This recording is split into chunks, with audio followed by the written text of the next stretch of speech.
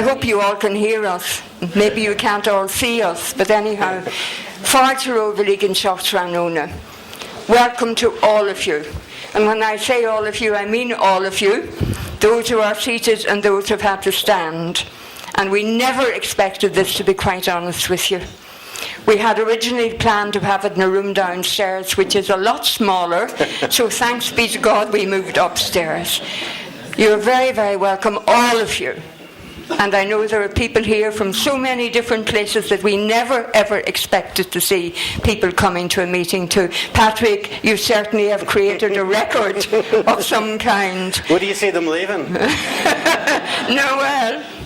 Anyhow, welcome also to Patrick Loughrey and to Brendan Little, both speakers tonight, and welcome to Patrick's wife Patricia, who is here somewhere. I don't know where she is, but yes, I knew I talked to you earlier, Patricia.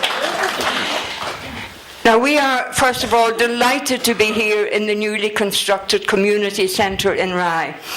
And we would like to congratulate the residents of this area who worked so hard planning, fundraising, generating enthusiasm in their efforts to make the dream of a fine multi-purpose centre reality. Well done to all of you.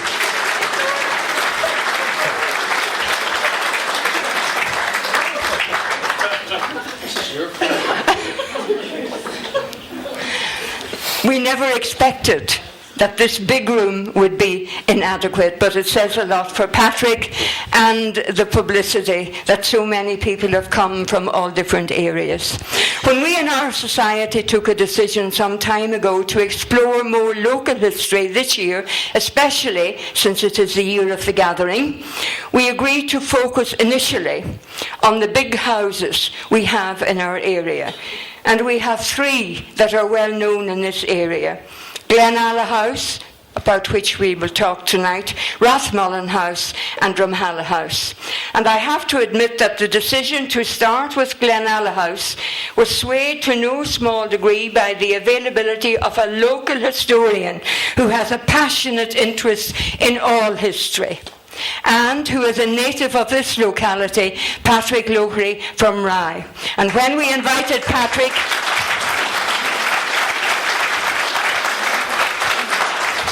I would have to say when we invited Patrick, we didn't quite know what we were letting ourselves in for. But when we did invite him, his response to our request was immediate and positive. And the majority of you here, maybe not all of you, but quite a number of you, will know Patrick very well. He grew up here in Rye, in this area, went to Rye National School and subsequently to Loreto College in Milford, where I was privileged to teach him for some years. He was a dedicated student, hard-working, enthusiastic, good-humoured, and articulate, very, very articulate. That last bit I recognise. After his leaving cert, he went on to the University of Ulster in Coleraine, and after his graduation there, continued studies in America. Having married Patricia, he worked for a while near her family home in County Derry. His talents were quickly recognised, and he was recruited by BBC Northern Ireland, where he remained for some years, before being promoted to the BBC headquarters in London. He resigned from the BBC about 3 years ago, and he is now warden of Goldsmiths College, a constituent college of London University. This is a tale of upward mobility, a story of success based on a keen intellect, on diligent hard work, on generosity to others, and on an abiding love of and interest in his home places, Rye, where we are now, and Glenalla, which is just a little bit up the road. He now has a home in Kerrykeele, and he has invited Brendan Little, who also lives there in Kerrykeele, to give us a short talk on plants and herbs, especially the rarer ones which were of such interest to Henry Harte, one of the best known owners of Glenalla House. Brendan himself is a botanist whose work takes him to many fine gardens. He has a wealth of knowledge and of experience. We are fortunate to have two such accomplished people to address us on this, the first occasion of such an exploration of the past in this area. And we are most pleased that this event is taking place in this fine new community centre in Rye. And Rye people, you can give an answer now to everyone who tells you that the building has been too large, too big, not big enough. After the talks, people may comment, ask questions, or make suggestions. And you're all invited to stay for light refreshments in the room next door, because you would have no space to have them here. There is another room next door. And just to remind you, books which we, the Rathmullan History Society, have published are on sale, have been on sale, and will be on sale again outside the hall. So now I'll ask Patrick to take over, because it's Patrick you came to listen to. Patrick, thank you very much. There's a story about a Kerry man who got a Nobel Prize for agriculture. And they said, why did that happen? Well, they said he was simply outstanding in his own field. Well, strange thing, I am outstanding in what was our field tonight. This is Neil's field, this is part of Griffin's Array. My mother was Griffin Array, my father was Loughrey from Kerrykiel, hence the Kerrykiel connection. And it's a very odd thing, a very strange thing, to be standing in the bottom of one of our own fields in what was an old wet hole with nothing in it but briars and bushes, to be talking tonight about history. So it's a very emotional thing, and it's a very powerful thing, and that's why I was so grateful. Not just happy to do it, but proud to do what Anne asked me to do. About 3 hours should cover it, folks, so just be prepared.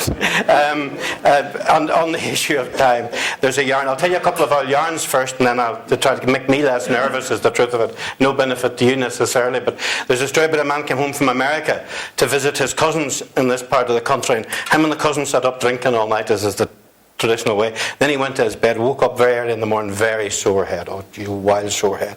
But he could hear footsteps on the street in the gravel, going past, back and forward, back and forward. He lay on, but he couldn't get peace. This was going on all. What the hell's going on out there? So he went out, and he watched this man, this fella from here, walking past carrying a wee pig. After he went to go back, he followed him. And he was carrying the wee pig into an orchard that they had, and he was hauling the pig up to an apple tree, and the pig was eating the apples. Then he put it back, and he lifted a different pig, and he carried it. And the man goes, "Hey man, what are you doing? What's that?" He said, "Sure, I'm feeding the pigs."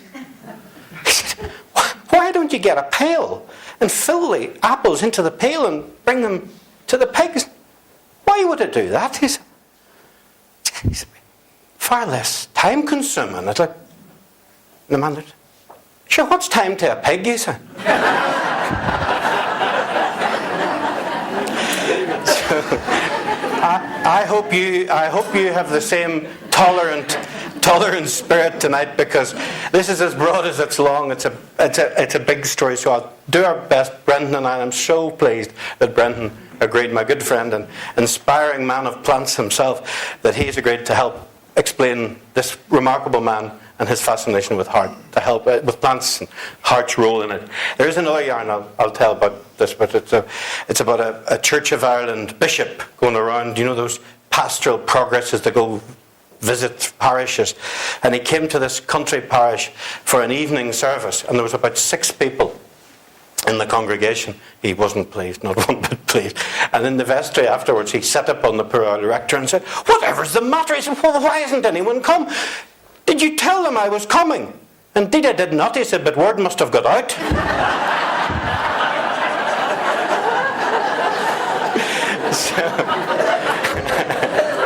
So, despite word having got out, I'm very pleased you've come. It goes downhill from here, believe me. I'm very pleased that you've come, because I think the story is worth telling. Well, we'll assess that afterwards. I think the story is worth telling. It's powerful. But there's a song, as we're in my mother's place, there's a song that she used to love and that Desmond knows well. It's called The Close of an Irish Day. And it's tonight in fancy, come and take a trip across the sea to meet our old companions in a place we love to be. Do you know that? So what I'm asking you tonight is come, take a trip in fancy, in imagination with me, to visit a place that's now long gone. It's this place, and it's this place as it was 100 years ago, 120, 130 years ago, as best we can document it. And try, with the power of imagination, to take that trip in fancy and to see, and I'll do my best to paint a picture of what this place was like at that time. I don't make any apology for looking at one family and one place, because all through my life and history, as Anne has said, I believe that if you don't understand a tree, you'll never understand a forest. If you don't understand the particular, then you will never get the bigger picture. All great literature, all great poetry, all great writing is about the individual feeling, the life story, and history as it worked out in a particular place. I am very, very fond of a poet from Monaghan called Patrick Kavanagh. Many of you will know him. And there's a particular Kavanagh poem called Epic. Two men stripped to the waist, fighting over half a rood of rock, one shouting, "Damn your soul." This lady taught me this poem. I'll now prove that it's with me still. And he said, and will now correct the memory, that was the year of the Munich bother, and I inclined to lose my faith in Ballyrush and Gorgon, the two wee warren town lands, till Homer's ghost came whispering to my mind. He said, "I made the Iliad from such a local row. Gods make their own importance." Gods make their own importance. If you know your place, have pride in your place, understand your place, and do all you can to get to find out about your place, then you will be a richer person, because gods make their own importance. And through that microcosm of this specific place, you can learn about all of history. And if you don't understand a specific place, you never will understand history or this country. I am no great expert on Harte, as will become evident as we go on. But I am obsessively keen to find out, and I'm on a journey with people here tonight who I'm sure know a good wee bit more than me. That's why I was keen not to be a fee for getting in here tonight. There's an enormous fee for getting out, by the way, but there is no fee at all for coming in, because genuinely I don't regard myself as expert on these things. But I would like to know from you, who is interested in botany here? Who knows and cares about plants? Who are the plant people? That's a decent. Well, you'll not be disappointed, because Brendan will look after you, so we're safe enough. Does anyone know of the Harte family? Who's connected with the Harte family? A little bit, good. You can keep me right. That's useful, because that's the bit that I'm. So there's some Harte connection, but you know about them. Very good. What about this place, Rye, Rathmullan? Who knows about history or family connections here? Most people are that. So that's great, because I can pedal that bicycle happily. That's what I know about. So I'll show you a few slides first, if we don't mind, Alistair. That's the coat of arms of the Harte, complete with the heart at the top of it, as you can see. And our man lived from 1847 to 1908, died at just 61. Okay. Who knows where this is? These ladies' home place, this is Delaps Mill, which was the centre of this community. And just across there, what is now the football field was, what was that? The lint dams. The lint dams that fed Delaps Mill. You can see the rolling stone, and one of those irons I still have. It was up on our house, up the road, that they set the length of the rolling stone with. And a couple more of those, Alistair, please. And again, you can see it there. There's a yarn. Will I tell you the yarn? There was a yarn about the postman, one of the very early, even before your father's time, Mickey. A postman came around here and he found this man hanging from the rafters. Not a very cheery story, this. He'd obviously done something bad at home, and he would run into the house and say to the old sister who was in that upper house, he said, Mary, give me a knife to cut Johnny down. Give me a knife to cut him down. And she said, didn't he cut him yet? Sure, he mightn't be dead yet.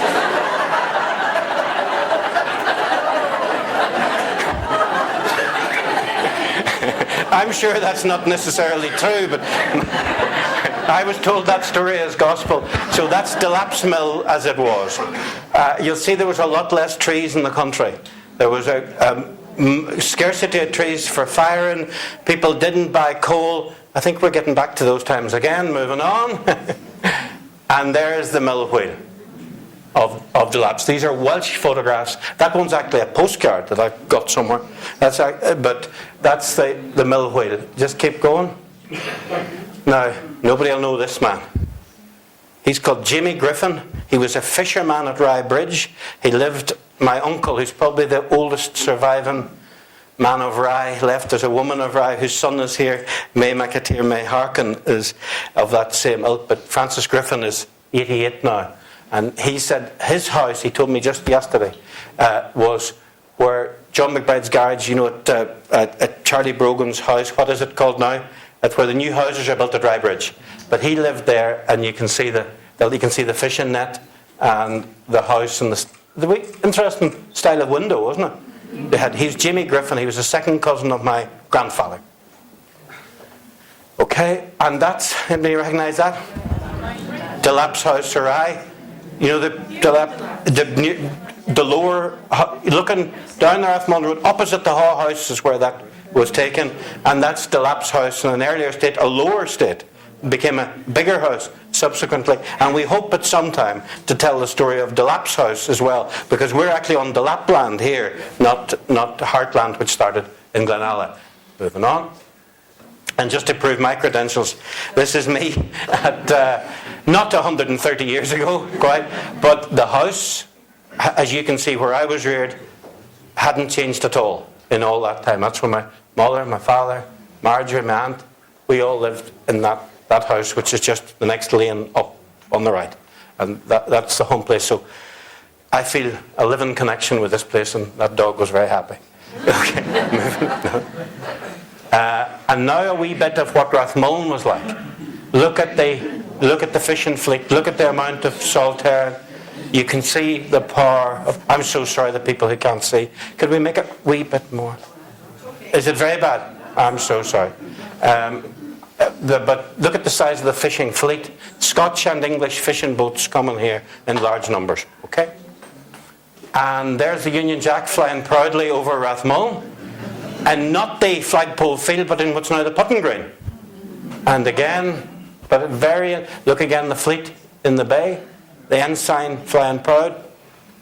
Going ahead, look at the number of servicemen. That might have been a regatta day in Rathmullan, but again you can see. I was about 14 or 15 and went to the regatta every year, but I was 14 or 15 before I realised the regatta had anything at all to do with boats. The only boat was a swing boat that I ever. But there were boats, and it was a big thing at one time. Moving on. And there, just to show the difference, the King and Queen on a royal visit to Buncrana, 1903. Hard to believe. Hard to believe. And all the fuss and the joy of a royal visit again, but that wasn't that unusual for that to be here in full colour. So that's the world we're describing. Maybe another one. And there's the man we're talking about, Henry Harte. So here, we're in Neil's Field. At the top of this field, the wallsteads of a man called Neil MacTague. In the book that we draw on mostly, there's only one place marked on his botanical and flora account of the whole of Donegal. There's one place between the whole of Ramelton and Rathmullan marked on the map, and it isn't any of the better known places. It's the Fall, the Fall as we call it. And the Heachtune Lane, as we call it, the Scottish usage. Heachtune Lane's just there. It went from Upper Rye, this is the Heachtune Upper Rye, down to Lower Rye. And past Neil MacTague's and past a place where there were probably about 8-9 houses at one time, all one-room thatched houses. In one of those houses was a man called Paddy McSwine, who was widely believed to be a direct descendant of the McSuvnia Sweeneys of Rathmullan. Then in much reduced circumstances, but a very, very good poet who published his poetry in something called the Irish Gem and an Old Moore's Almanac. But he didn't publish it under his own name. He published it under the name of Amelia A. Porter. He decided he'd become a woman for publishing purposes. And the Michael Waynes of Ballyconley, he used a photograph of one of them. Joe Harrison's here somewhere, a grand aunt of yours, Joe. He used her photograph, and that photograph is still around in those publications.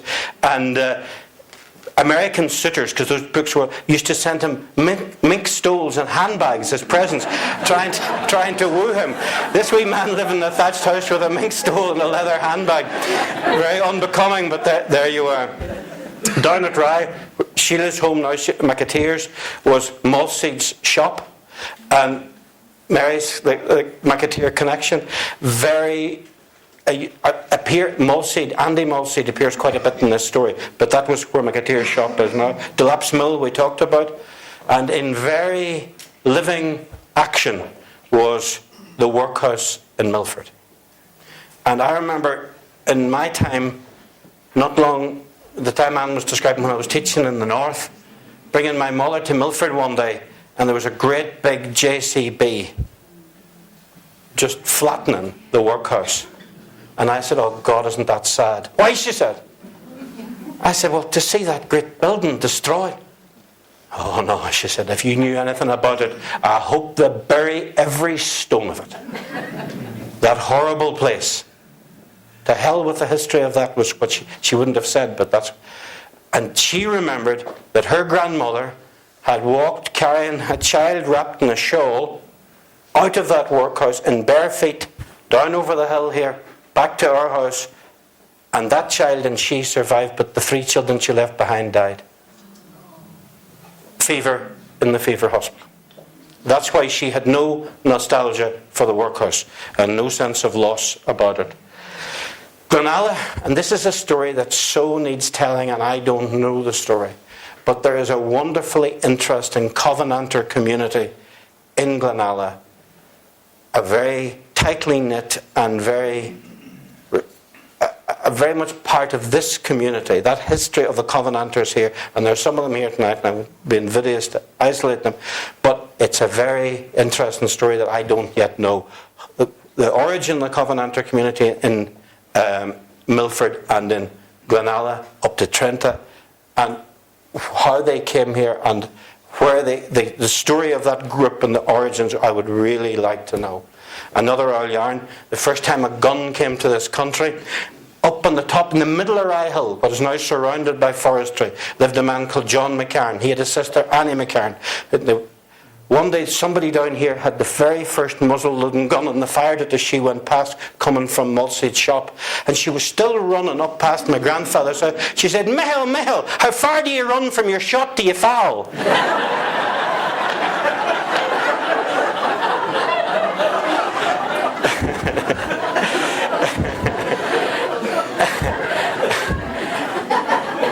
This man's getting impatient, I'll never get to him.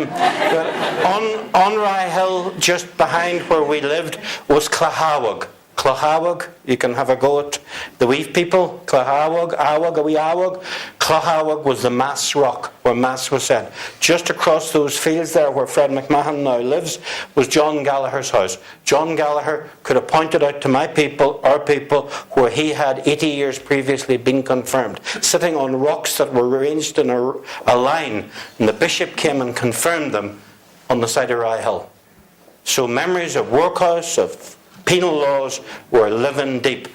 Beside us was the Forth, which gave its name to Rye. Rach, Fort. The field behind it, in case you're in any doubt, now owned by Fred McMahon, was called the Cashel. The wood, Forth, Cashel, Rach. History there. The Forth was used for the burial of unbaptized children. And that went on right through until my own mother's time. William McClure, who lived, God rest him, in our house with us all the time, had been present for the interment of a couple of the children in that place. My mother said as a child she came out. This, by the way, wasn't a burial. We talk about burial, it wasn't a burial. Did any of you know what it actually was? They built a cairn of stones around the baby. How close to medieval Stone Age type practice was that? The little child was placed, but one morning she got up as a girl, went out into the field, which was the field beside our house, and they saw this wee mound of stone. Somebody had made a mistake and put it, because it had to be buried or put there before sunrise. That was the rule. But she was there, and then I remember she said it was so eerie and they knew it was in the wrong place. So they decided they wouldn't send, but that night they took it and put it in the right place. Willie McClure did it. And she said whoever it was shouldn't have been ashamed because the wee baby was wrapped in silk. And in that place, you can still go up there. The community scheme did a marvellous job. Men who are here tonight did a great job of opening it up. But you can still see down the wee mounds of stones all there. And I got a cross that some father had cut lovingly. We've put that up in it now to mark the grave of the wee child that was lost. So we're still talking about the whole of Irish history pressed into one wee bit of a townland here. And up in Glenalla House, just there, was this man, 6'1", of style and self-confidence, Henry Harte, in his tweeds and his fine hat and his walking cane. And he lived there with his 2 daughters most of his time. The Davis family of Glenalla, Willie Davis, as then was Bobby's father, was their carriage driver, the carriage and 4. Brought them up and down this road, a sound like thunder as that went up and down this road with them. Harte was a rich man. I can only find an account of him working for 6 months of his life. He was a lecturer in University College Galway. It'll become evident why he didn't have to work as we described the size of the estate. But he was rich, but certainly not idle. He was one of the most active of men. He walked every hill, every mountain, every dale of Donegal, listing, describing, classifying every plant that he found, its height, its surroundings, its density. Many landlords only spoke to their tenants and to their neighbours to give orders. Harte was different. He stayed with local people as he went around the country. He used them to bring them to unusual plants. He asked them what their name was in Irish, what their local name was, and how they were used in folk medicine. He got so much information from that Brendan and I will give you as we go on tonight. Only about 3 hours to go. And this talk made him fascinated about how we actually speak, the way we speak English.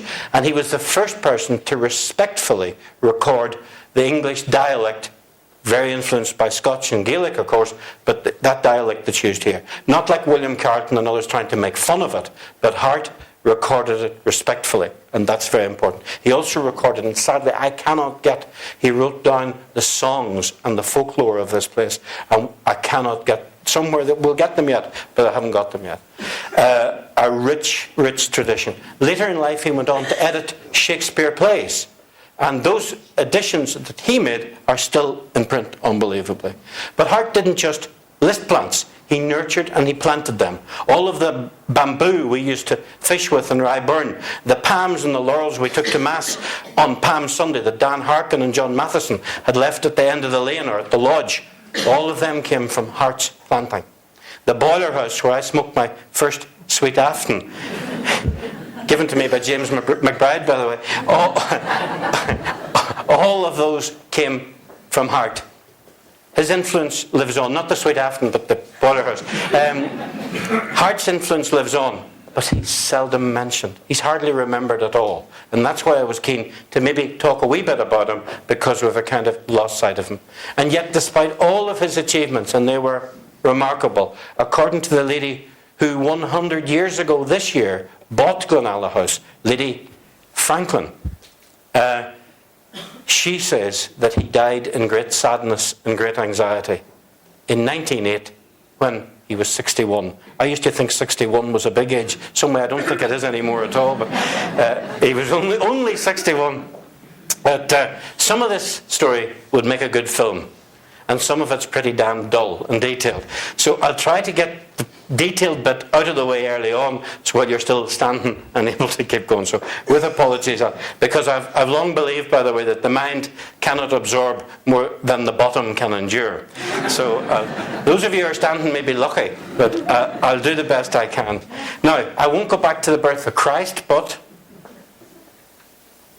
there's the house, by the way, in snow, Glenalla House. It's a nice image of it, isn't it? And then the next one. I say I won't go back to the birth of Christ, but Glenalla does. The picture rock. Does anybody who can tell us where the picture rock is? Blind Lough. And it's up on your left. I can take you to it. It's at the foot of Croghan. And below what we would call Willie McNutt's. Down in the Holla. And there's lots of traditions about it being done by human beings, but I think there's a very good article which I'll give you a reference to if you're interested in that. But I think all the evidence says that it's geological. It's a conglomerate rock, and the soft stone in the conglomerate is worn away, and the hard stone's left. But if you haven't been, it's a beautiful thing. The day I went, one of the days Patricia and I went up to it, Willie McNutt was there, and down in the hall Desmond has put up a picture of Willie. I asked him would he let me take a photo of him, and he said no, I didn't like out photos. And then we went away down to the picture and I came back up. The God, he had shaved and cleaned a new white shirt on him. And he says, you can take my picture now. So down in the hall you'll see that picture of Willie McNutt, who was a great man. And by the way, in the book about Mrs. Franklin, there are some great poems by a poet called Esther McNutt, who also is in danger of being forgotten. She was Willie McNutt's aunt, apparently. We'd only discovered that recently, but another thing, that book about Mrs. Franklin has that instead of it. So, go back to the plantation of Ulster. I'll talk quickly here, because it goes on a bit.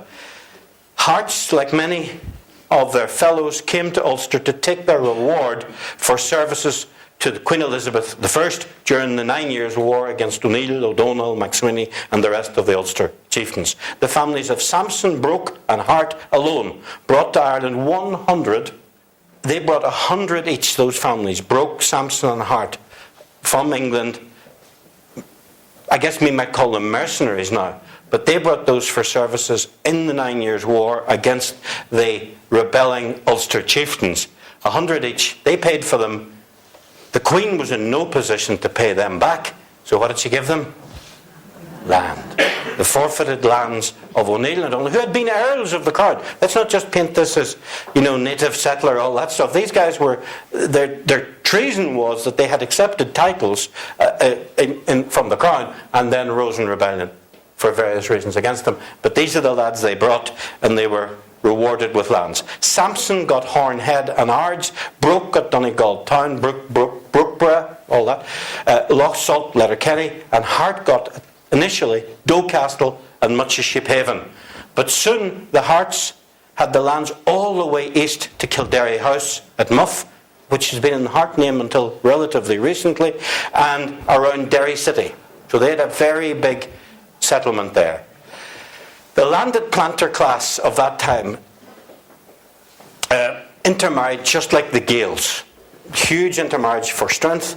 They were a very small, defensive, but tightly knit community, determined, like their predecessors, to hold on to their privileges. The very earliest record we have of what is now Glenalla House and lands is not in the Harte family at all, but in the family that is again living in Glenalla, the Dills. The Dill family, the first recorded record we have of anyone in that property. And it's very good that Jim is here. Jim, where are you? There you are, Jim. Jim has moved to Glenalla again, so it's appropriate you're back in the homeland, Jim, because Margaret and Jim are descendants of these original Dills. And it was something called Dillsbyre at that time, and there are people here who would know where the Wallsteads of Dillsbyre was, but by heavens that stretches back a long way, because David Dill of Dillsbyre, Glenalla married one Catherine Sheridan, a name not unfamiliar around here, but this woman came from Drogheda, and he married her in 1640. So there was a Dill in Glenalla in 1640. She was a great horsewoman, by the way, and she was part of the hunt that is said to have killed the last wolf in Ireland. The Dills, like their neighbours and their close relatives, the Pattons, came from Wigtonshire in Scotland.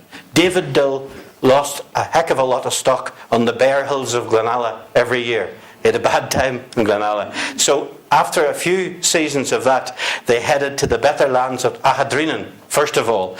And old James McClure of Kerrykeil said that his grandfather had a memory of when the Dills moved out of Glenalla. Imagine this from the 17th century, still in folk memory. This is recorded about 50 years ago. But when the Dills left Glenalla, their stock on the road covered 1 mile of the road. So they hadn't lost them all in the bare hills of Glenalla. But they were heading to Ahadrinin. And not long after being in Ahadrinin, they moved by intermarriage exchanges with the Pattons. They moved to the marvellous estate of Springfield, where there were some 341 acres in the environs of Springfield. And honestly, and it's not just because they're members of the Dill family, some of them from Australia here tonight, but Jim, that story of the Dills needs to be told, because if ever, I do not know a more distinguished family in this part of the world. The Dilworthy book describes the number of clergymen, of rectors, of generals, doctors, and moderators of the Presbyterian Church that emerged from your family tree, Jim. And honestly, it's another lecture, but it really does need to be told. Those Dills are quite a remarkable family. But the next record we have of Glenalla estate is of it being leased by one Kilner Brazier, or Brogan, significantly, Michael, Brogan in 1693, Brazier or Brogan. And it was leased to the Murrays of Broughton in Galloway. They were also originally from Wigtonshire, by the way. But they went on to become very influential Earls of Annandale and the Barons of Rossmore, those Murrays. Big estates in the west of Donegal, by the way. But the Murray papers, and to my shame I haven't pursued these except what's available on the internet, but all of the Murray papers are in the Public Record Office in Northern Ireland. There were many intermarriages between the Murrays and the Pattons, and 1714 is the first time that I can find of a direct link between Carabla, near Portsalon, where Brendan works sometimes, and where that man, he's away now, Henry Harte, spent his last days. But they owned both places. They owned Carabla and they owned Glenalla from 17 and 14. And the Murrays and the Pattons and the Lynns were very closely linked. Right, get there soon. Jane Murray, a member of the Murray family, married a name that's now famous, married John Hume. Okay, next one. Different John Hume, because she married him in 1770. He was the Dean of Derry, as you can see here. And that stone, I found that listed online, but Tullyochnish Church in Rathmullan, you know the church with no roof? That stone is recorded on their internet listing of the gravestones at Tullyochnish. And you can see that George Vaughan, they've left a key word out there, it's George Vaughan Harte, he is, who married a daughter. But anyway, that's the gravestone inscription, and their daughter, Maria Murray Hume, collecting all the names as usual, married George Vaughan Ledwidge Harte. And he became the rector of Castlebar, and he was the grandfather of the man we're talking about tonight, Henry Harte. They're buried, as you can see there, in Tullyochnish in Rathmullan. In 1801, Harte bought Glenalla. This man in Castlebar bought Glenalla from his Hume Murray in-laws. Came to him through the family, but he still gave money for it. He paid £2,000 for the Glenalla estate, which was 180 acres at the time. £2,000, 180 acres, and according to the Ordnance Survey memoir of the 1830s, he received in rent for Glenalla £200 a year. So it didn't take him very long to clear his payment and be in handsome profit from Glenalla. Hence the life of ease and detachment. By the way, Dean Hume, his will of 1818, left 2 paintings to a member of his family, and they were described as 2 painted views of Glenalla. So somewhere in a junk shop somewhere, you'll go and you'll see a very old canvas, and look at it closely, because it could be, who would know, it would have no value to anyone, but if it could well be painted by Dean Hume, who was an amateur artist. You'll hear more about that, of Glenalla. So always those things that you see in car boot sales, keep a close eye on them, because they're valuable. Glenalla House was very small at the beginning, but it grew by have I got a picture of... Oh, there's the family tree. So maybe I'll just talk you through this family tree. So John Hume up at the top. Maria Murray Hume, you don't need the knee Hume because she's obviously Hume, married George Vaughan Harte. They had a son, Andrew Searle Harte, who had a son, Henry Chichester, and that's our man in 1908. That makes sense? I'll be asking questions about this after, you have to remember that. Hume had, in Glenalla House, there was a big wooden panel between the drawing room and the dining room, and he had them covered in paintings done by himself. He was the first to plant the rhododendrons and the bamboo, and he was the first to begin the planting of Glenalla that we see today. Now, George Vaughan Harte and Maria Murray moved to Castlebar for him to be rector, as I said. They had several children, but the one we're interested in, the main family line, was this man, Andrew Searle Harte. We'll come back to him. He's the father of our man. But I want to talk about two uncles first.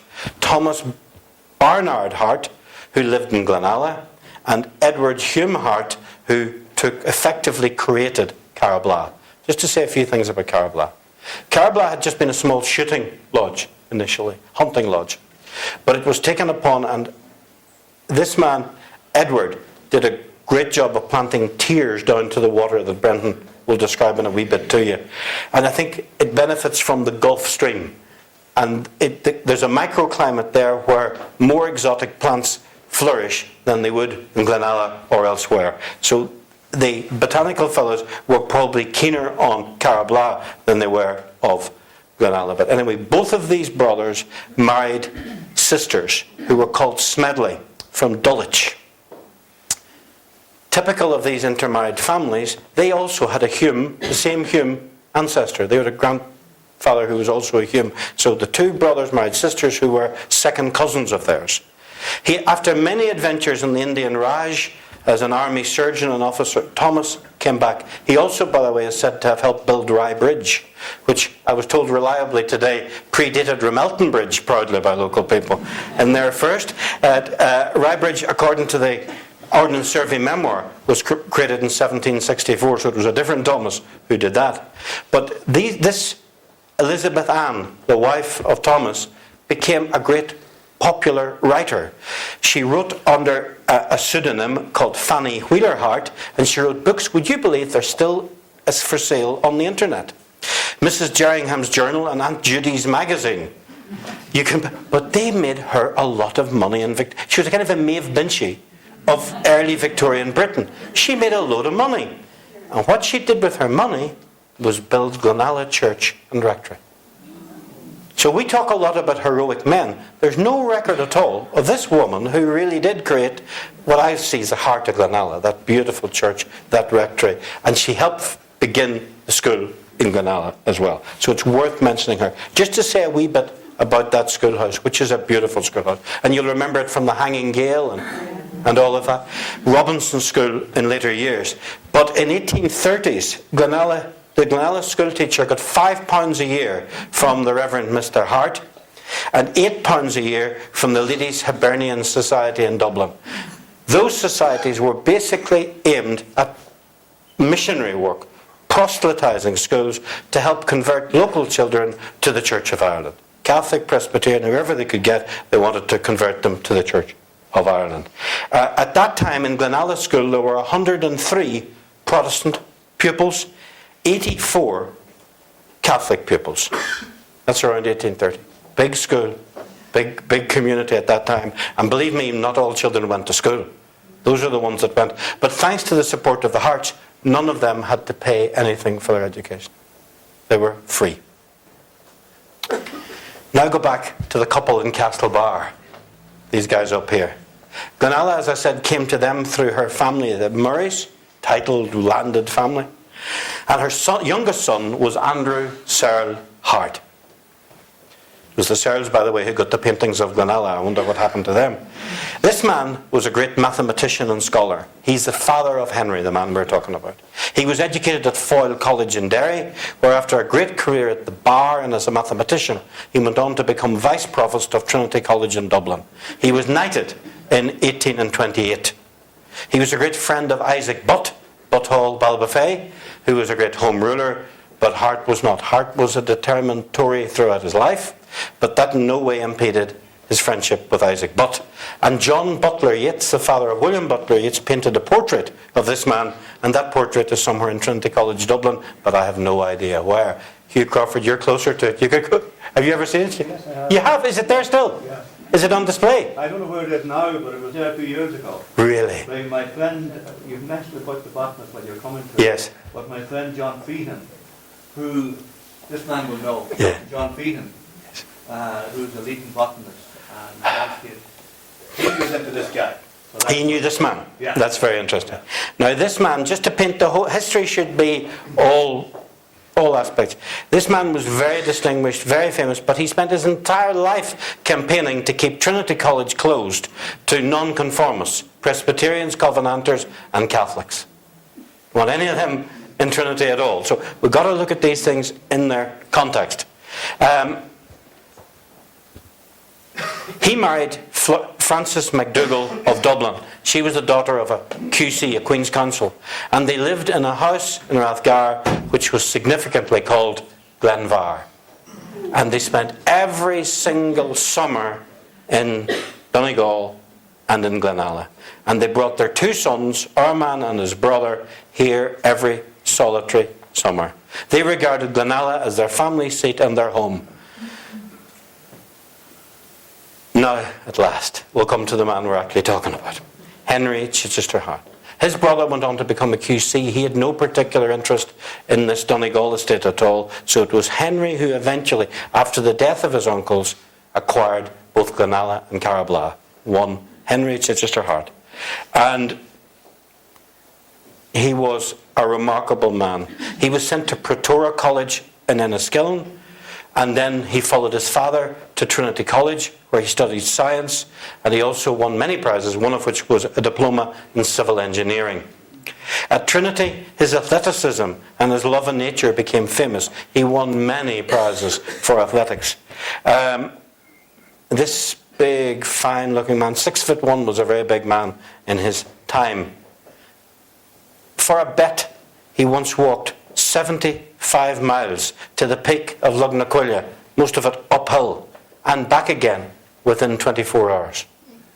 That's pretty damn good going. In big heavy boots and tweed clothes, you can imagine. That's Wicklow's highest mountain, and he did that in less. Brendan has a theory that he pushed it right to the edge of the 24 hour. He was probably hanging about just to keep the other, because it was a bet, to keep the other fellow hoping that he might not come back, but he did come back, and he did it all in one day. On another day, with the same companion, they were out at Powerscourt looking at the waterfall, waiting to hear a wood wren. We went the whole way to hear a wood wren.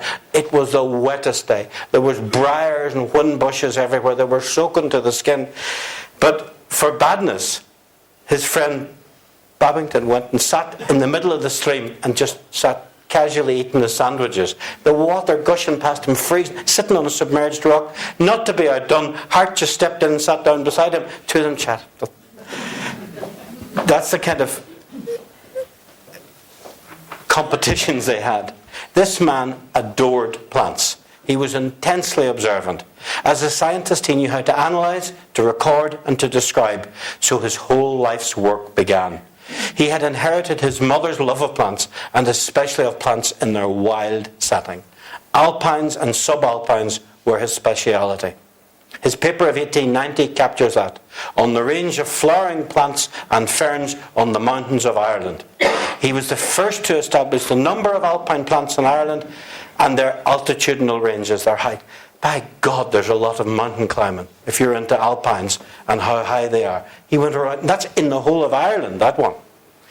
But it wasn't just Ireland. In 1876, he set out on HMS Discovery as the chief scientist on a polar expedition. After much hardship, they failed completely. But unlike Scott and others, they returned. They returned a year later. His findings from that journey were published in 1880. In 1883, he was part of a geological expedition to Palestine and to Sinai under Lord Kitchener. Remember the posters, Lord Kitchener? Your country needs you. Harte and that man together went to Sinai back then. Just after that, by the way, he had his 6 months of actual employment teaching in in what was then Queen's College, Galway. But and then he published a book just after that about the animals of the Bible, having been to Palestine and Sinai. I've never seen that book, but if anybody could find a book of his book on the animals of the Bible. Yet it's the flora of the county of Donegal that he is best remembered for. And it's a list of the flowering plants and ferns with their localities and their distribution. It was published in 1898 in both Dublin and London. But Brendan, there was a tragedy, wasn't there? There was a fire in the printers. Yes, a lot of the books were destroyed, so it's quite a valuable book. So if anybody's ever seen it, have you ever? I've only got a photocopy. Have any of you ever? If you have, I tell you, it's worth some hundreds. It's a very, very unusual book. Keep an eye on the car boot sales for that, because very few copies survived of that at that time. But a wee bit, and it's in that book, the back of that book, that the only thing between the whole of Rathmullan and Rathmullan is the fall up there. Pardon that wee bit of Hichtun man pride in that.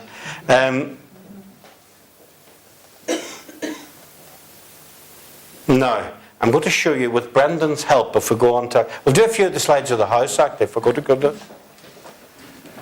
Now there's the men working in front. Glenalla House. Patrick will keep me right, I'll keep on Glenalla. I won't deviate to Carabla yet. That is, you know what that is? Glenbeg, built by the Franklins in the early days. Keep going. Glenalla from the hills.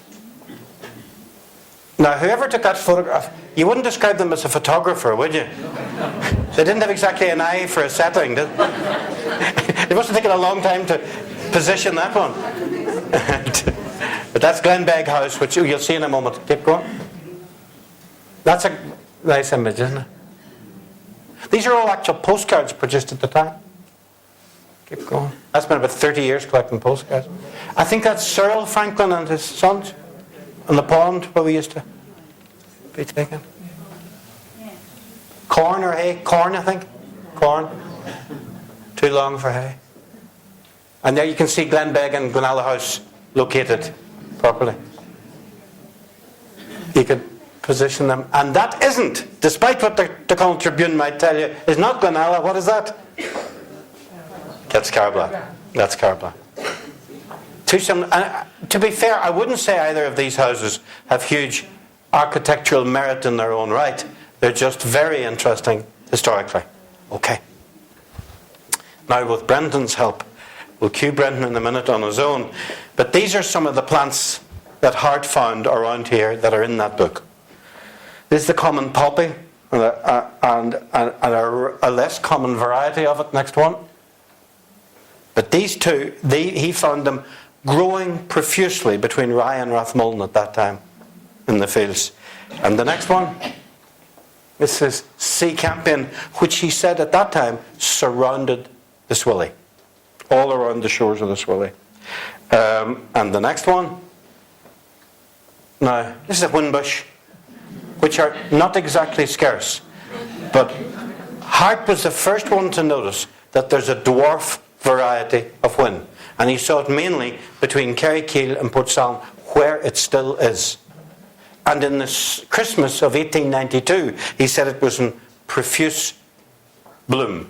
Christmas 1892. You know the wee small, softer whin? He was the first man to write that up, and he wrote an article in the Journal of Botany about it.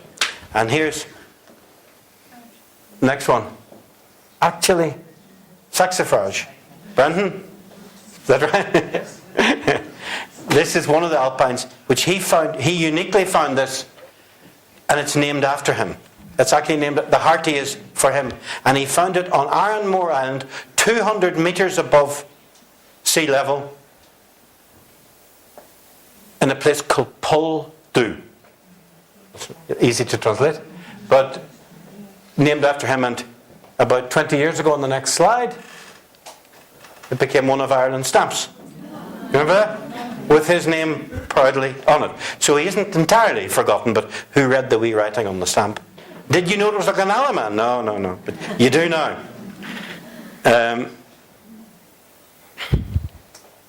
Brendan, I'll cue you now if I can, please.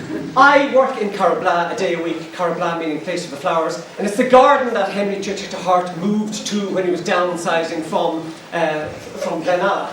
And a number of years ago I took a group around, a group of botanists from UCD, and their tutor was with them, and he was just overcome. He was in awe of the fact that he was standing in a garden created by Henry Chichester Harte. He was like a youngster who's madly in love with football, who goes to Old Trafford and sees the fields of dreams for the first time. He was in total awe. He said, I just cannot believe I'm standing in a garden created by one of Ireland's greatest, if not greatest, botanists. He felt he was better than Prager, although Prager seems to get all the attention. One of the things I love about Harte is the great love he had for the environment. What I really like about him is he would hate the Chelsea Flower Show. He would hate the contrived man-made gardens. He would want the species plants, those plants that occur in the wild. So I brought along a few slides which hopefully will illustrate the kind of concept of gardening. He followed what we call the Robinsonian gardening style. William Robinson was a great Irish writer who wrote on horticultural matters. In fact, he was a gardener, Robinson, initially down in County Kerry, and he fell out with his employers. So he opened the glasshouse doors and the windows in on a frosty night in the mid-depths of winter. He didn't stoke up the fires. He gave them 2 stiff fingers from the gate, and he headed off. Well, he probably didn't get them 2 stiff fingers. I just put that bit in. The rest of it is true. And he went to England and he started writing on horticultural matters. He wrote a famous book called The Wild Garden. And in Robinson's garden, he talks about growing the introduced exotic plants from all over the world alongside our native plants. So there was a great rebellion at the time against formal bedding schemes, against the Victorian style of gardening, which I know that I don't particularly like. I just love Robinson's feel for nature. He had water in all his gardens. He loved the sound of water. He loved plants that would bring wildlife. He was an ornithologist as well as a botanist. So he wanted his gardens to be at one with nature, and they certainly were. Water, birdsong, bumblebees, butterflies. Now, at home I don't get a lot to say, so obviously I have a lot to get off my chest when I get it, which is great news for me, not so good for you guys. I think Pat said 10 minutes, so I better stick rigidly to that. I'm going to switch on my projector. This is Pyramid. It's a bedding scheme in a garden near Aberdeen in Scotland. And when I look at these flowers, initially it looks quite striking. If you look closely at the flowers, they are all double flowers. So the plant breeders have bred out the stamens, the male part, the pollen-producing part of the plant, to create a nice show. Great for us, for the bumblebees, for the butterflies, for anything that wants to gather pollen. These plants are quite simply sterile. So Harte would not like that kind of gardening. This was more Harte's style of gardening. Nature reigning supreme. This is Mount Usher in Ashford in County Wicklow. And when I was working in Mount Usher during summer holidays, Board Fulcher wrote to say they wouldn't be sending any more coach tours to Mount Usher. The place was half wild. But John Anderson, head gardener at the time, wrote back and said, please don't insult our garden. We like to think it's fully wild. Because and as a friend of mine says to me once, it's very important to know when to stop gardening. Wild gardening doesn't mean that just lean on the shovel all day. You've got to keep the more invasive species at bay. You've got to keep on top of them. Otherwise you'll end up with just a monoculture of briars, a ground elder, and these days, unfortunately, Japanese knotweed. So it doesn't mean you don't do any gardening, but you garden with nature. You let nature reign supreme. Mount Usher's great water, lovely rills in Glenalla. I was there a couple of days ago having a look around. And he was very much aware of our native plants. Now we think, dandelions, buttercups, daisies, if they were difficult to grow, we would all want to grow them. And he knew the benefits of these plants from an environmental point of view. Crocosities, the Montbretia, which we are so lucky to be able to grow in this part of the world. They romp along our hedgerows, and people from mainland Europe come, and they envy the fact that we have fuchsias and that we have Montbretia romping along the roadsides. So we are so lucky, and Harte was certainly a man before his time.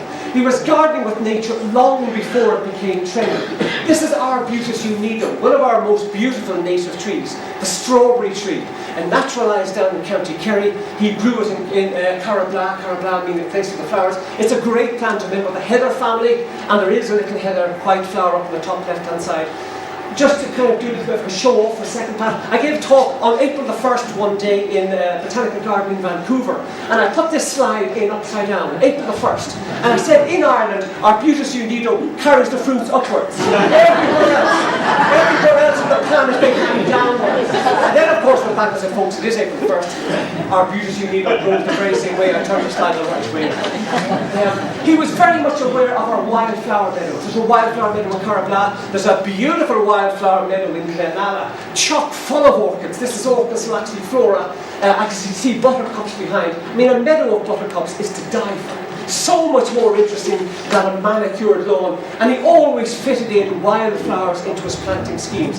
As I say, a man way ahead of his time. I took my father to the Chelsea Flower Show years ago, and there was a guy selling wildflowers. He had a nice display of a wildflower meadow. My father looked at it and said, it's a bed of bloody weeds. He just didn't get it. But Harte, 100 years ago, was way ahead. No chemicals in his garden, nature being the boss, and lovely swathes of bluebells underneath the deciduous trees. In this case, they're beech just coming into leaf. And lovely timing that just as the leaf comes on, the bluebells are getting ready to go asleep. There's a lovely cycle which he was very much aware of in nature.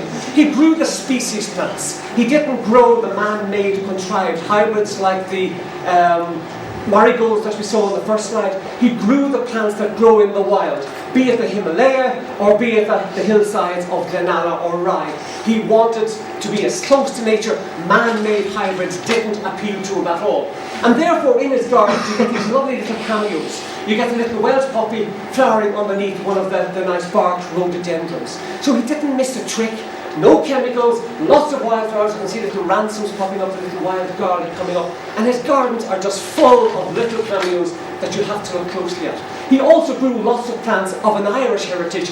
This is Rhododendron Augustinii, named for Augustine Henry, one of our greatest plant collectors. And the form that's just gone by, I'll just go back to a second, is the Mulroy form from the Mulroy Gardens, Lady Leitrim's garden on the far side of Mulroy Bay. And this is regarded as the best form of Rhododendron Augustinii. This is Romney Coulteri, named for another great Irish plant collector, Coulter.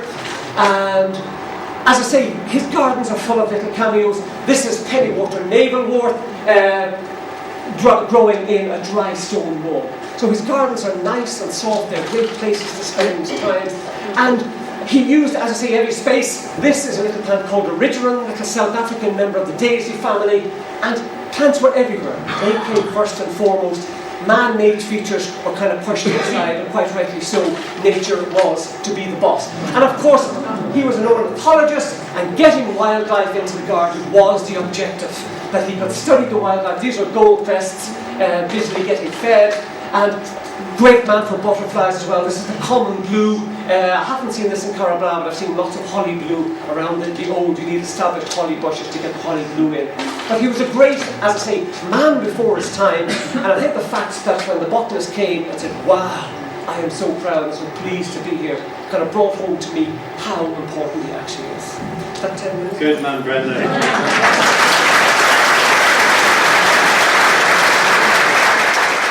Self-heal was used for palpitations of the heart around Glenalla, and you now go and buy plantain in health food shops.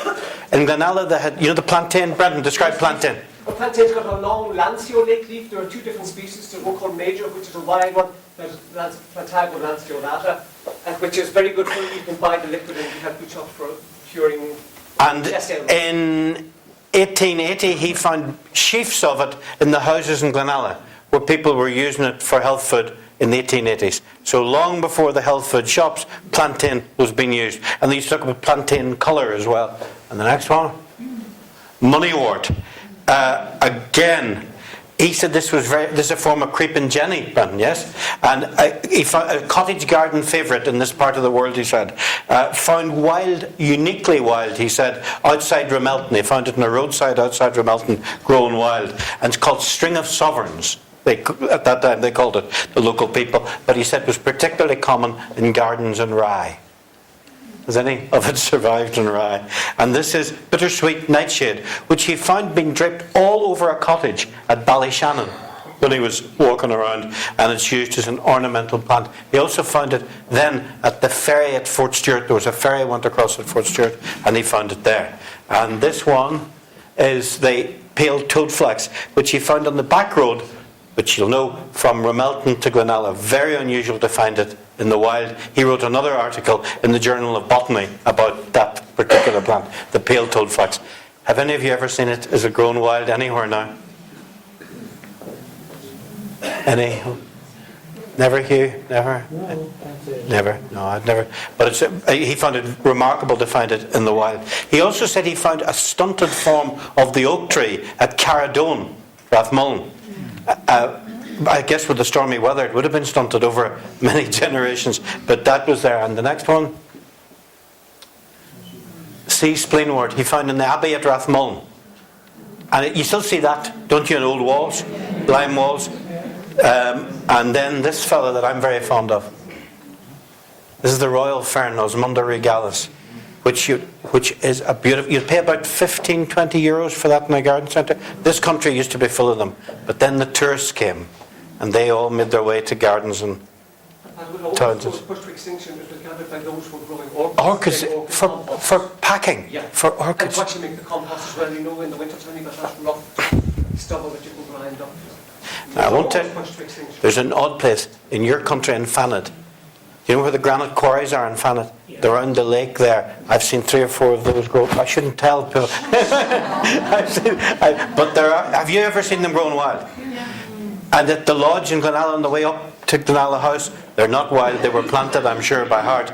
But along Patrick would know them. Where's Patrick Burke? Patrick, they still grow along the avenue, don't they? Yeah, not very many of them. Not many left, but I'm sure they were planted there by him. But aren't they a beautiful fern? They're right up to your shoulder. They're a beautiful thing. And he also now that we'll just go back a bit. We'll go back one, I think, because we'll come to her in a moment. He also did a lot about the lore of plants and what people believed about plants. When he talked to people, then he found out their cures for things. Did any of you ever hear of blackleg in cows? And putting a slit and putting garlic. This, particular, he wrote that down, putting into the tail. He said the blackleg was particularly prevalent because they were feeding them with far too many turnips. It got far worse since the turnip came about. I have a wee secretary in the university and a very young girl in London. This is slightly rude, but she was typing my not very good handwriting, and she heard this thing about they put a slit in the cow's tail and wrap it, and God love her, she typed, put a shit on the cow's tail. And then she was so embarrassed I would have to cry. She thought these Irish strange customs. He then talked about bladder rack at Rye Bridge. You know the stones at Rye Bridge as you go over to the salt pans? You know the way you think they're naturally, they weren't. They were laid out there to what he called harvest the bladder rack. Because the wreck would grow on it, they could cut it and put it on the fields. So Rye was, at that time, and it was Andy Mulseed who lived Teddy Harrison's house there, just across there, and who had the shop that is now McAteer's, was the man who told him that. So the next time you look over Rye Bridge, you see those stones scattered. That was for the harvesting of the bladder rack. But even then, they were using willow leaves for headaches around here. They knew about the aspirin in the willow leaves, and they were using foxglove for palpitations of the heart. So they mightn't have had the word digitalis, but they did know through. And just try to imagine a world where there were so few doctors and you couldn't afford them anyway. No hospital, no infirmary, no dentist. You were thrown completely on your own resources. And that's why the folk medicine became so prevalent. And if you can, please keep a record of those discoveries, because they mean something. They really do. And then through that he became a collector of folklore, because he heard yarns from people which encouraged him. And there's only really one good book about the language, how we speak English in this part of the world. It was published by a man called Michael Traynor in 1953, and by heavens it's a hard book to get. I eventually got it through the internet. from a man in Tokyo, which but that's again a book, if you ever see that, it's worth a lot of money. But he dedicates the book to Henry Harte, because Harte's notes were his main source. And Dixon of Glenalla and Malseed and Rye and all the people around here were his main sources. That's where I mentioned in the thing in the paper about the wrath. You've heard the word, "I've seen his wrath." At the moment of death, he was the first to record that sighting of someone at that moment of crisis in their lives. There's a great story here. There was a house below where McAteers now is, Sheila, called McFadden's, and their only son was working in, Mickey'll keep me right in this one, was working in Philadelphia. And he was working, laying down as so many Irishmen did, the railway track. And a train hit him and killed him horribly. But they saw his wrath, but they heard the smash in the house. They were working in the field behind where McAteers now is, and they went into the house beside McAteers' barn, and there was blood dripping down the dresser.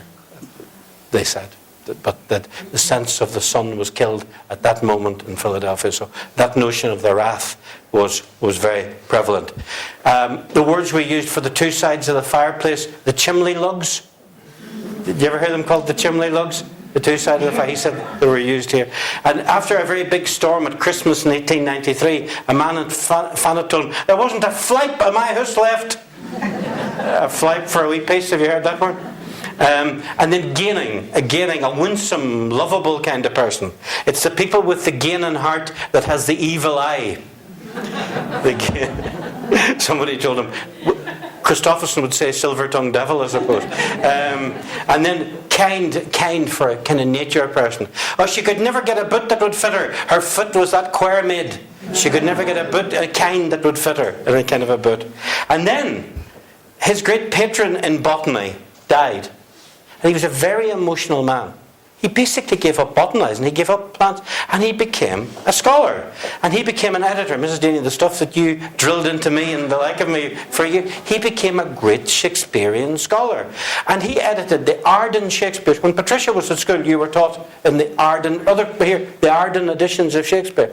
He edited about half a dozen Arden Shakespeares. Measure for Measure, The Merry Wives of Windsor, Love's Labour's Lost, Othello, and the three parts of Henry VI. He did that from Glenalla and Carabla. This is a quite remarkable man, and those are still in print. Arden is particularly renowned because the footnotes are so good. The modernisation of the language and the discussion of the various editions, extraordinary thing to do, with no particular reference to big libraries. He was doing this from his own library. And he then, in 1906, just 2 years before he died, he edited that are still regarded as definitive works, 2 volumes of the works of Ben Jonson, another Elizabethan writer. At this time too, it's worth saying, he became involved in a dispute here about a site for a Catholic school. When he wasn't, I think evidence is conclusive that he wasn't forthcoming with a site for a Catholic school.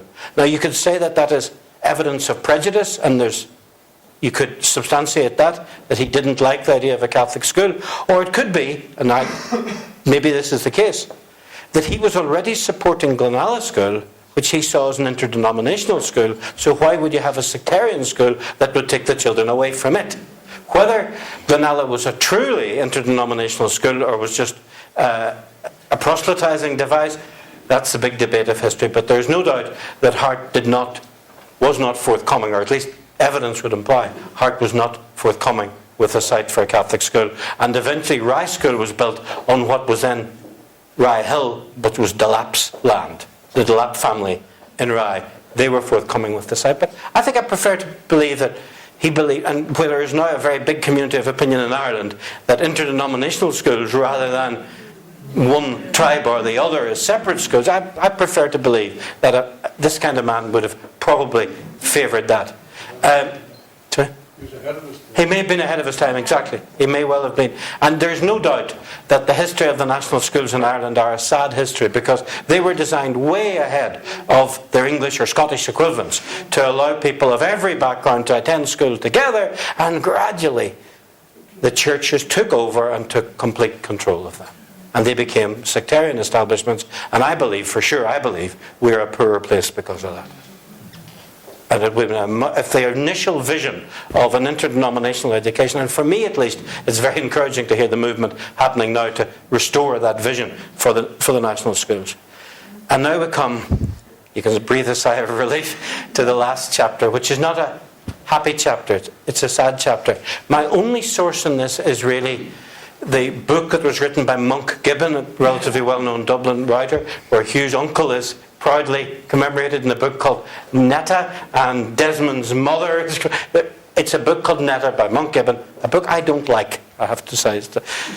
But because he speaks of people with a sneering, arrogant, and endless references to the local peasants. But apart from that, in it there are some interesting things. And he quotes Mrs. Franklin, who came here first on holiday in 1908. By then, the Hartes were living, effectively moved to Carabla. His wife had died. Now, we'll go back to that story. In 1887, he married Elizabeth Donnelly of Swords, and they had 2 daughters. But she died in 1901, when the girls were still young. And in 1907, he married a much younger woman, one Mary Cheshire. This arrangement met with the extreme opposition of his old and trusty and faithful housekeeper, who may well have held a candle for him herself. She was not one bit pleased when this new woman arrived now. This is Mrs. Franklin's account of it as recorded in the book. And then, too long a sacrifice, as she had said, can turn the heart to stone. Too long serving him and not getting to be the main woman herself. But on one occasion, not long after the wedding, the young wife went off to Dublin for a visit. She missed her train back, arrived very late, and decided to stay the night at Port Salon Hotel rather than knock everyone up in Carabla. That was her story, and she stuck to it. But according to Lady Franklin, this gave the old housekeeper a perfect opening, as he was in a bad way worrying about the return of the young wife. He was up at high dough, and she whispered that the young woman had deserted him, left him. When the wife returned in the morning, she found Henry dead drunk. He caught pneumonia and died soon after. Caught pneumonia that night.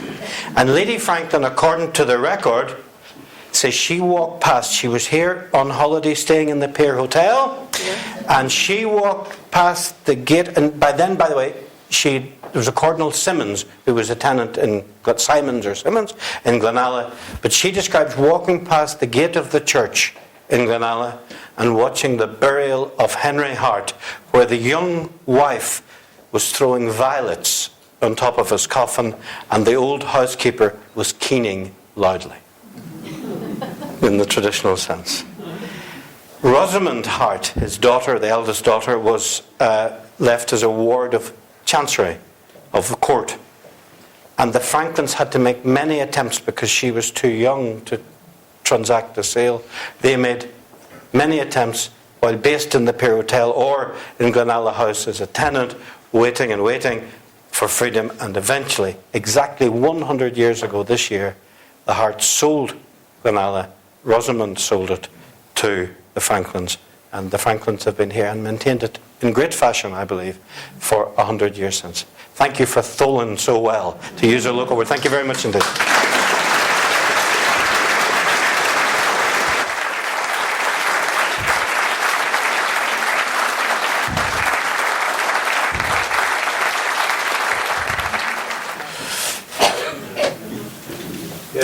You didn't cover, Patrick, the clergyman in Castlebar who left the Indian meal. That's the man, yes. Yeah. Oh God, there are about 3 lectures. I didn't spare you much, but I did spare you. They are very interesting stories, Hugh, aren't they? Yeah. The Hartes are in the famine time. Yeah, and he said from now on, it wasn't the 47 famine, it was the earlier famine. The earlier one, yeah. And he said he would never eat another bite except Indian meal. So his parishioners and the people of Mayo would take on the diet of Indian meal. And he took some infection and something totally different and died. And of course the Mayo didn't eat any Indian meal anymore, and that's why they lost all Ireland. But just one other comment. Patrick and I have been talking about the Harte for a couple of years. But they got old money. Yes. and that came from the Ledwidges, Yes. who were deans of Kildare, where I live, Yeah. and they were very wealthy. And I think, if memory serves me right, there was Monsignor Ledwidge, who was president of Maynooth College. Yes, there was. Yeah, and they would be the same Same breed. Yeah. They got it on a strange condition that they would keep the name Ledwidge in their family name, which you could see coming up in the family. The one condition was the name would not be allowed to die out. Yeah, and that was the money used to buy Glenalla. That's very interesting. Yep, the Ledwidge connection. It's very, the intermarrying and the bonding by marriage of those families is really interesting. Which the Gaelic chieftains had done exactly the same thing. Any other bits of stuff that I didn't know? Somebody down here. Please. I thought somebody would ask that question. I wrote a note about it. That's why I'm turning the page. So it was written by A.E.W. Mason, who was published in 1902. It was roughly based in Glenalla, he said. There's a good, again in the book Netta, you'll find notes about it. But it was in Simons's time. Wasn't the hard time. He came on a visit and he based Four Feathers on it. It has been the centre of many an adventure movie, including one in 2002 with Heath Ledger in it. You know, this is a great story of the Four Feathers. It's about a man accused of cowardice and trying to redeem his reputation. There were great movies about it in the 40s as well. But Mason wrote, the Franklins wrote to Mason to ask, was it really based in Glenalla? And he basically said that yes, that it was, but loosely based. Loosely based. That's right. The two, exactly. They kind of. He actually came, he was staying with the Franklins, and then when their summer visitors arrived, he came down and finished the work down. Did he really? The Puritalgia. So Mason finished it in the Puritalgia. Very interesting. Very interesting too. But that book again is still in print. That book. And well known. But imagine it's still recurring as a movie like in 2002. It's a great powerful story, you know. Powerful. So the Four Feathers, not directly derived from here, but because they brought lots of well-known people here for the summer. That's why they had the two houses, basically, to entertain. Any other points? Or plants you want Brenton to identify? You mentioned Glen Bay, Yes. and I can remember many years ago meeting Michael Franklin, who told me when his mother and father bought the estate, they didn't know Glen Bay was there. It was completely overgrown. Covered. And they thought maybe it had been Martello Tower or earlier, and then they put the two wings on either side of it. What was there originally, Patrick? Do you know? At Glenbeg? As far as I know, the tower was the original part. Yes, that's exactly. And then the wings were added. And then the wings were added on. Yeah. Whether it was a long time after or quite soon after. Yeah, it became Michael's base. Cyril had the big house and Michael had Glenbeg. Yeah. They had a great old time here. They enjoyed it. They had a good. They loved it deeply. And it's not many, families who come from a completely different world who become so deeply rooted, and as generations have stayed and loved the place.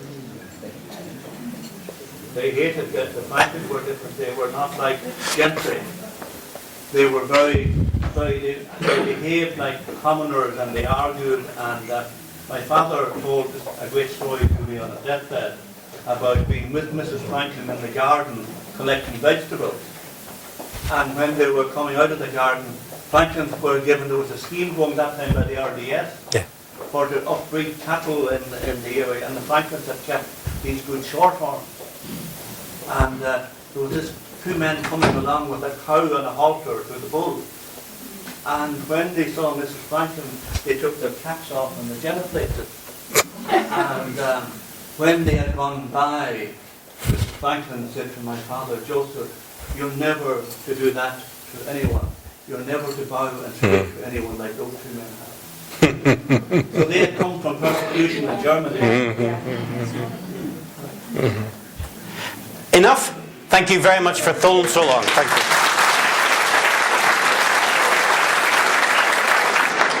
And it is my great pleasure this evening to say how delighted we are to have the opportunity to present this talk on Glenalla House. Firstly, we wish to thank Mr. Patrick Loughrey for so readily agreeing to our request to give this talk on the big house of this area. Glenalla House. Patrick, you will agree, conveyed to us the very real warmth and enthusiasm he feels for the history of this place. So Patrick, we thank you for this sharing with us and bringing to life the life and times of the house and its people so vividly you conveyed to us. Thank you.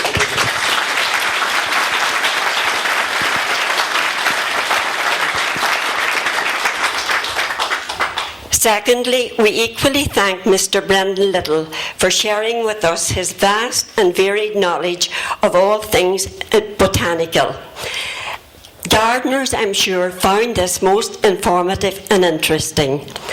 Thirdly, but not least, we sincerely thank the Ray community for facilitating us by way of the use of this very marvellous new community centre. We wish them every success with all their endeavours in the future. Hear, hear.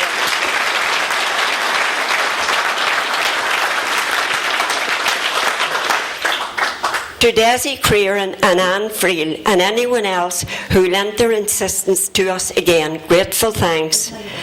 To such a wonderful and attentive audience, many thanks for supporting this venture. The History Society, as Mrs. Deaney has already said, have a selection of their publications for sale just outside the meeting room. And a cup of tea will now be served next door. Thank you again for the wonderful evening here, and thank you, Patrick. Thank you. On an absolute voluntary capacity, because we have said all along that there was no admission charge, and that was Patrick's wish, and we adhere to that wish, so he has sort of changed it around a wee bit now to our advantage. Thank you, Patrick. And I now ask Jean to make a small little presentation to Patrick and to Brenda on behalf of the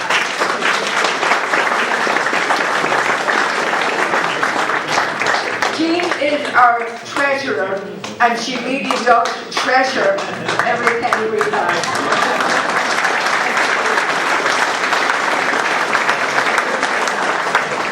Thank you all, and I must say we are just overwhelmed by the attendance, and our apologies to those people now that have been watching, a number of them all night, who didn't get a seat at all, but who stood there. Maybe it was difficult to get out, but for whatever reason, they have stood by and listened attentively to everything. Thank you so much. This, I hope, will mark the beginning of great things for the Rye Community Centre.